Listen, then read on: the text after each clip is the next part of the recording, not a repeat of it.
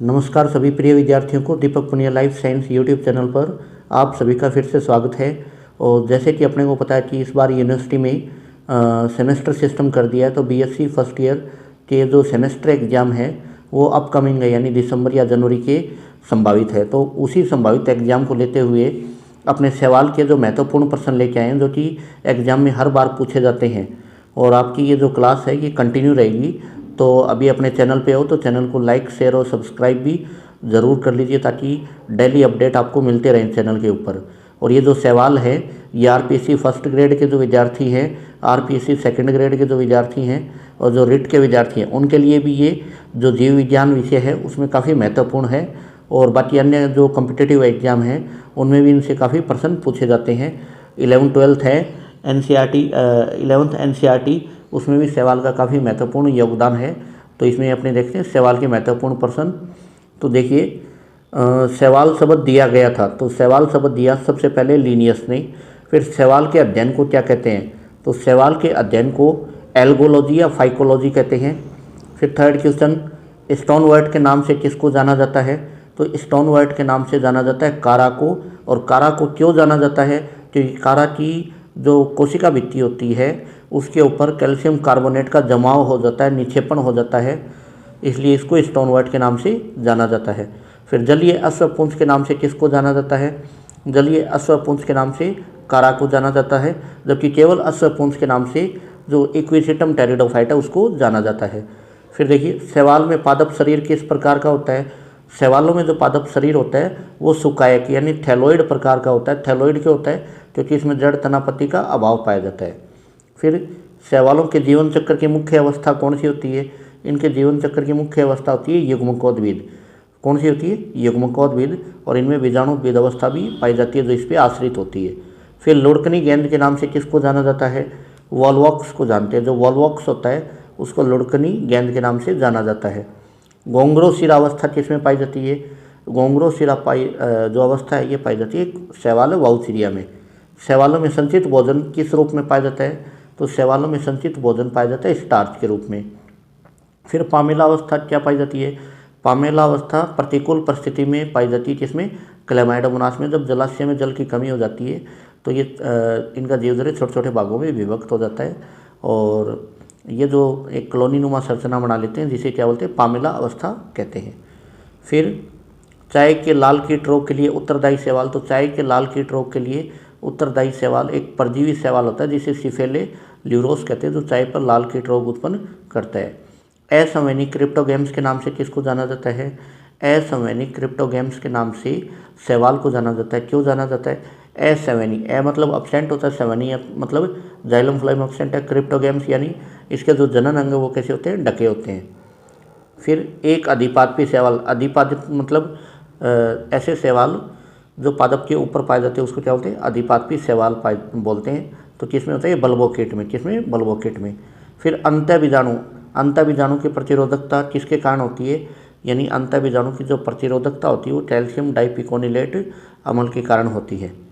प्रतिकूल परिस्थितियों में जो मोटी भित्ति युक्त निर्मित बीजाणु होते हैं उसको क्या कहते हैं, उसको सुप्त बीजाणु बोलते हैं, हिप्नोस्पोर। क्या बोलेंगे, सुप्त बीजाणु या हिप्नोस्पोर। प्लेकिया अवस्था किसमें पाई जाती है, प्लेकिया अवस्था वॉलवॉक्स में अलैंगिक जनन के दौरान निर्मित होती है। वॉलवॉक्स में अलैंगिक जनन के दौरान जो संरचना निर्मित होती है उसे क्या बोलते हैं, प्लेटनुमा संरचना, वो प्लेकिया अवस्था ये वॉलवॉक्स में पाई जाती है। शैवाल और कवक के बीच में सहचर्य को किस नाम से जाना जाता है, इसको जानते हैं लाइकेन या सहवाक, लाइकेन या सहवाक। इसमें शैवाल तो कवक को क्या देता है, यानी भोजन प्रोवाइड करवाता है, जबकि कवक शैवाल को सुरक्षा प्रदान करता है। तो दोनों का आपस में सहचर्य है, उसको लाइकेन कहते हैं। शैवाल के भाग को फाइकोबायोन्ट कहते हैं, ये क्लोरोफाइसी का होता है, जबकि कवक के भाग को माइकोबायोन्ट कहते हैं, ये बेसिलेरियो यानी बेसिडियोमाइसेटिस वर्ग के सदस्य इसमें होते हैं कवक के। फिर अंतरिक्ष यात्रियों यानी स्पेस ट्रेवलर्स का भोजन कहलाता है, क्लोरेला शैवाल कहलाता है, इसमें सर्वाधिक प्रोटीन पाई जाती है। फिर शैवालों के लिए किस संवर्धन माध्यम का प्रयोग करते हैं, मुरासीजे और स्कूग माध्यम, एमएस मीडिया का प्रयोग इसमें करते हैं। शैवाल विज्ञान का जनक किसे कहते हैं, फ्रेडरिक फ्रिश को, एफी फ्रिश को शैवाल विज्ञान का जनक कहा जाता है। भारतीय शैवाल विज्ञान का जनक किसे बोलते हैं, भारतीय शैवाल विज्ञान का जनक माना जाता है एमओपी आयंगर को। किसको बोलते हैं, एमओपी आयंगर को। फिर शैवालों में कोशिका भित्ति किसकी बनी होती है? शैवालों में कोशिका भित्ति सेलुलोज की बनी होती है। शैवालों में कोशिका भित्ति किसकी बनी होती है? सेलुलोज की। फिर लाइकेन में जो शैवाल का पार्ट होता है उसको क्या कहते हैं? उसको फाइकोबायोन्ट कहते हैं। ये क्लोरोफाइसी के सदस्य होते हैं। फिर भूरे शैवाल में संचित भोजन किस रूप में पाया जाता है? लेमिनेरियन वसा और मैनेटोल एल्कोहल के रूप में भूरे शैवाल में संचित भोजन पाया जाता है। एक कोष्ठकी और बहुकोष्ठकी बीजाणुधानी किसमें पाई जाती है? ये पाई जाती है एक्टोकार्पस में। किसमें पाई जाती है? एक्टोकार्पस में। फिर प्रश्न आता है कारा के जनन अंग, तो कारा के नर जनन अंग को क्या बोलते हैं? ग्लोब्यूल बोलते हैं। क्या बोलते हैं? ग्लोब्यूल। और जो फिर प्रश्न आता है कारा के मादा जनन अंग को किस नाम से जाना जाता है? तो कारा के मादा जनन अंग को न्यूक्यूल नाम से जाना जाता है। किस नाम से? न्यूक्यूल। फिर इनमें जैसे एक परजीवी शैवाल है, तो परजीवी शैवाल कौन सा होता है? सिफेल्यूरोस। कौन सा होता है? सिफेल्यूरोस। फिर एमाइलम तारे, एमाइलम तारे किसमें पाए जाते हैं? कारा के अंदर पाए जाते हैं। और इनमें संचित भोजन किस रूप में पाया जाता है? स्टार्च के रूप में। किसमें पाया जाता है? स्टार्च के रूप में। फिर रोडोफाइसियन स्टार्च किसमें पाया जाता है? रोडोफाइसियन स्टार्च ये पाया जाता है लाल शैवाल में। किसमें पाया जाता है रोडोफाइसियन स्टार्च? लाल शैवाल यानी रेड एल्गी के अंदर रोडोफाइसियन स्टार्च इसमें संचित भोजन पाया जाता है। तो ये इंपॉर्टेंट 30 क्वेश्चंस हैं जो हर प्रकार के कॉम्पिटिटिव एग्जाम में पूछे जाते हैं और महत्वपूर्ण प्रश्न है शैवाल के।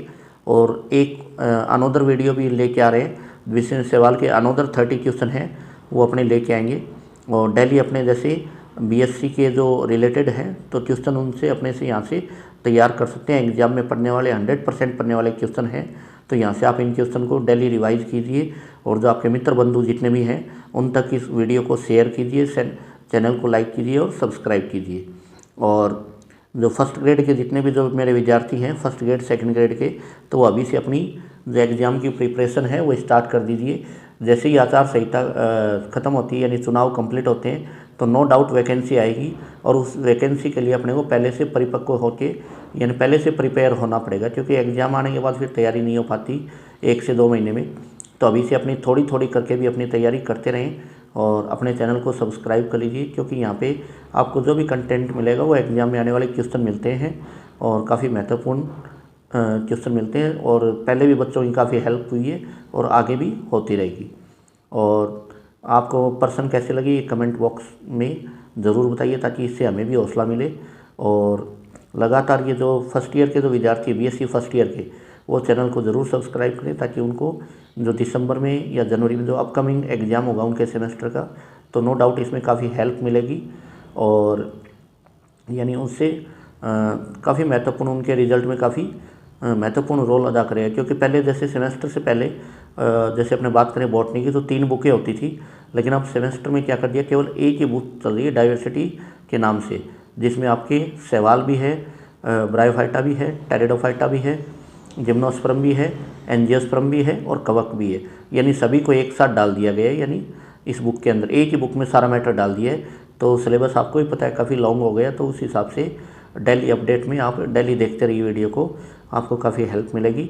और जो पेपर पैटर्न है यानी 150 का पेपर होगा, जिनमें 70 नंबर का तो आपका थियोरेटिकल पेपर होगा। कितने नंबर का? 70 नंबर का। और 30 मार्क के आपके जैसे जो अपने प्रोजेक्ट होते हैं या जो इस कॉलेज के अंदर जो प्रोजेक्ट वगैरह या कोई पेपर वर्क होता है वो होता है इंटरनल मार्क है 30 मार्क, और 50 मार्क का आपका प्रैक्टिकल, यानी 150 हो गए टोटल। ईच पेपर में यही रहेगा, यानी 150 का केमिस्ट्री, 150 बॉटनी, 150 जूलॉजी। ये राजस्थान यूनिवर्सिटी का है, तो जैसे सेमेस्टर का है तो इसी प्रकार अन्य यूनिवर्सिटी का भी इसी प्रकार मिलेगा आपको। थैंक यू, धन्यवाद चैनल पर आने के लिए।